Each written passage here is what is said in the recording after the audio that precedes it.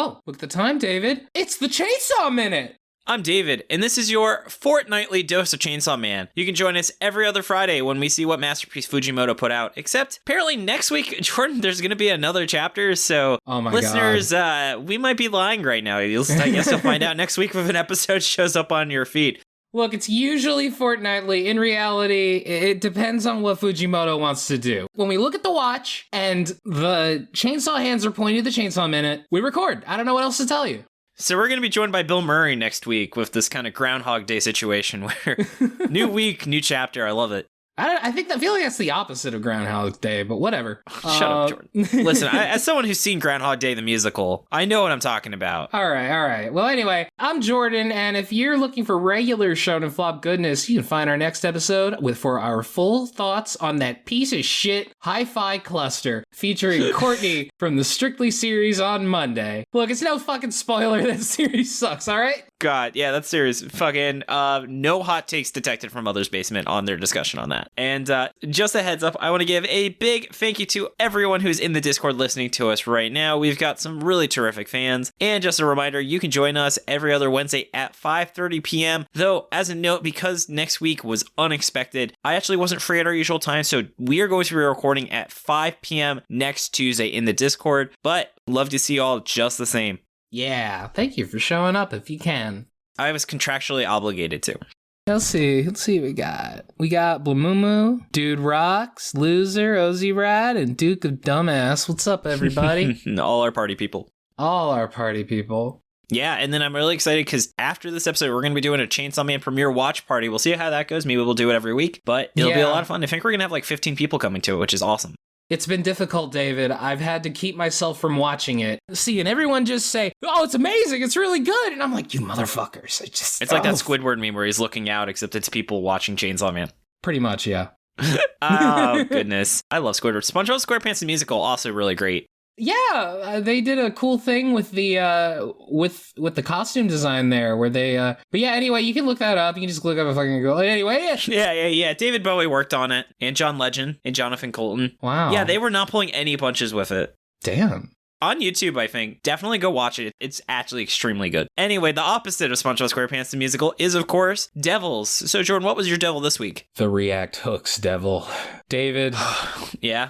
As you know, I am trying to learn React, which is a front-end development framework for Node.js, blah, blah, blah, blah. And there's this thing called React Hooks, and they fucking confuse me. They always have, and I really gotta fucking figure that shit out.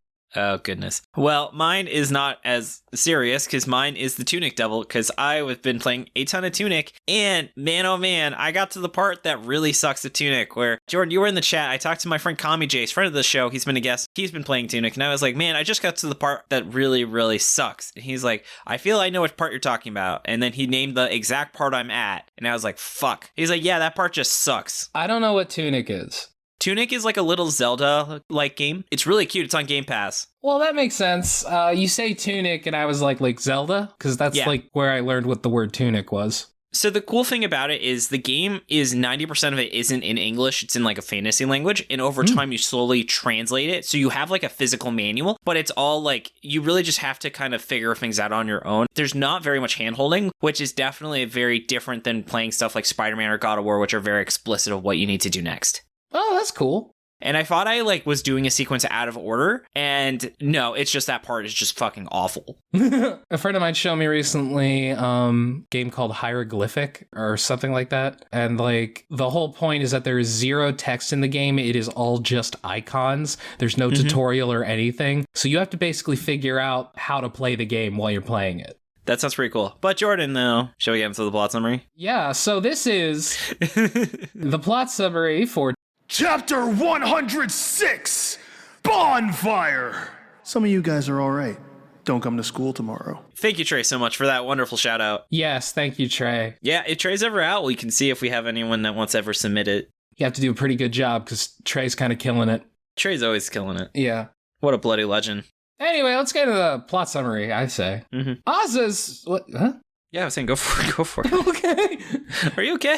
Yeah, been a long I'm day, all right. hasn't it? It sounded like you were interrupting me. All right, fucking whatever. All right, fine, David. Jesus fucking Christ. Oh my God, let me just fucking talk. Anyway, Aza's feeling pretty down after hearing that her only friend is a murderer. She blames herself, and Yoru, who does not give a shit about Aza's feelings, agrees with her that it is her fault. Aza wants to go back and stop Yuko from murdering all the assholes at her school, but Yoru takes over her body and refuses to give it back until Yuko is dead. Killing Yuko is actually extremely good for them because it will draw Chainsaw Man out, let them join the Devil Hunters Club, and as mentioned in previous chapters, it will allow them to create a strong weapon. Popcorn David.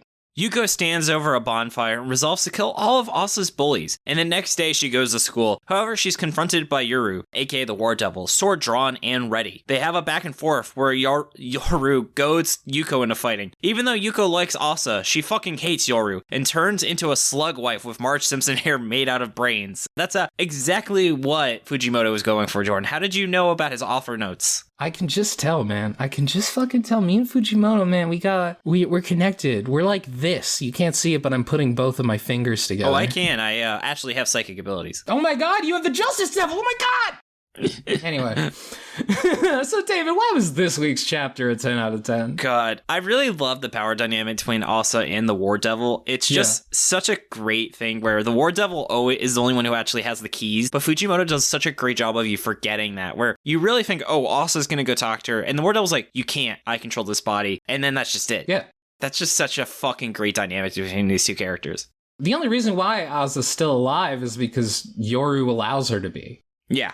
It is definitely pretty interesting. I like the how Fujimoto handles all these, again, we've said it before, these like subtle facial expressions, you know? Yeah. He has this section where it really does feel like Asa is simply talking to herself, which I think at the very least that's the metaphor that he's pulling from, where it's just like they're in the exact same position in the panel, but with the only difference being that her scar appears when Yoru's talking.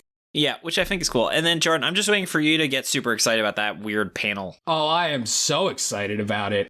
Tell us about it. So there's a panel where Yuko is talking to Asa, actually she's talking to Yoru, and they start talking about Chainsaw Man, but the panel where she starts talking is like partially obscured by the wall of the school, which is really interesting. Like you don't see that. It's like the word bubble is like diegetic almost. Like the word panel is a physical object that is being obscured by the school. It's like an interesting way to pull off like a shot from like a movie where you're like outside the window and then you're inside. I really don't think that's something I've seen before. Like I heard the sound in my head as muffled, as if it was like inside the building. Like it's just amazing. It's such a cool idea. I really would wonder if anyone can tell us if they've ever seen a series that did that. But it definitely gives the impression someone's listening in on them. And I guess maybe next week we'll find out if it actually meant anything or if it was just Fujimoto being experimental. Yeah, it could have been either of those things, honestly. Who the hell knows with Fujimoto? Who the hell knows? Yeah, I also love just how characters will straight up be honest about things, like how Asa kind of like as a teenager is complaining, this is all my fault, you know? And War Devil goes, yes, it fucking is. Yeah, I love it. War Devil does not give a shit about her fucking feelings. You know, War Devil is facts and facts don't care about your feelings. You know how that fucking, Oh, the War Devil's clearly a Republican given that's the War Devil. The War Devil, yeah, of course. Of course. Except she's aware that she's evil.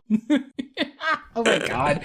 Damn, what a build-up though, by the way. There wasn't really much that happened in this chapter. It was kind of just like this building tension, which in a lesser manga might come off as filler, but it doesn't. Yeah, I mean, Chainsaw Man is all gas, no brakes. Yes, exactly. Even when the brakes are on, it's still gas and you know? I was going to say, yeah, because we always talk about how great Chainsaw Man is with its chapters where nothing happens. Yeah, exactly. When the brakes are on, it is filling up the gas. Yeah. You never think your time is wasted. Yeah, that's a good metaphor, yeah. And then I also think, though, that one thing I'm really hoping to see more is Asa's growth, that she stops lying to herself. Like, do you really think Asa genuinely didn't know what Yuku meant when she said, don't come to school tomorrow? Of course she did, but she wanted to just sound like she's this good, naive kid. That's fucking bullshit. You fucking knew. Every single person on the planet says, don't come to school tomorrow means I'm going to shoot up the school. I took it as a little different. What that was, it felt more like she was kind of in disbelief, and she knew that if she acknowledged it, she would actually have to fucking kill her. And she did not want to do that. But yeah, the War Devil was like, Asa, you fucking know what she meant. You knew exactly what she fucking meant. Let's not beat around the bush. No. I've been asking to kill her for a while. This is great for me. This is how fucking Yoru feels. Do you think she's going to die or no? Yeah, I think what's going to happen is that Yoru's going to kill Yuko. Actually, probably Asa is somehow going to kill Yuko. Like, there's going to be some switch or some shit. And then she's going to turn into, like, the strongest weapon that Asa has. Like, a really good weapon. And maybe... the pen, which is mightier than the sword. That is true. That is true, David. And don't you ever forget it. Don't you I ever never forget would. it. Ever. But yeah, I think it's also possible that, like, Yuko will be able to still speak to Asa. Like, you remember when Yoru, like, ripped that dude's spinal cord out and it turned into a sword, and the dude was still, like, able to talk, I'm pretty sure. Yeah. That's gonna introduce some complex feelings into Asa. That'll be kind of interesting. Yeah, I'm very excited to see. It's a shame she's probably going to die, but maybe she won't, and we'll find out. But it's Chainsaw Man where everyone can die. So many great characters die, you know? Like, what's her name from Chapter 1 who was, like, with the eye patch? Denji? No, with the eye patch. No, Denji has an eye patch in the first chapter. Not Chapter 1, Part 1. Sorry. I was going to be like my brother in Christ. Denji is still alive. He does die in Chapter 1. He does. I'm talking about the hot girl with, like, the eye patch. Her name starts with an H, I think? Give me a second, I'll look it up.